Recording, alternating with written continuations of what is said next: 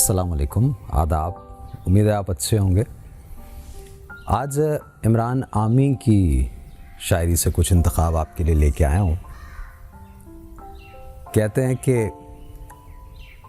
जो खुदा को खुदा समझते हैं, जो खुदा को खुदा समझते हैं, तेरे जैसों को क्या समझते हैं।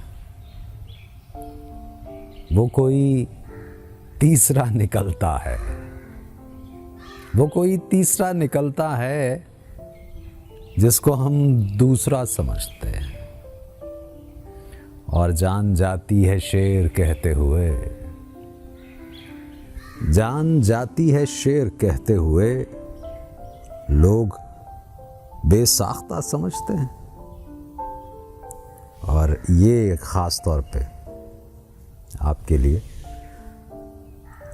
कितना ईमानदार है तू भी, कितना ईमानदार है तू भी, हम तुझे काफरा समझते हैं।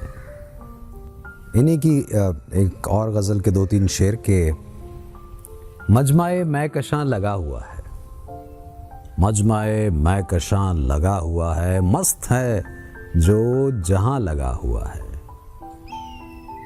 सब जवारी हैं और जानते हैं किसका कितना कहाँ लगा हुआ है। मैं अगर बेज़मीन हो गया हूँ, मैं अगर बेज़मीन हो गया हूँ, तू बड़ा आसमान लगा हुआ है।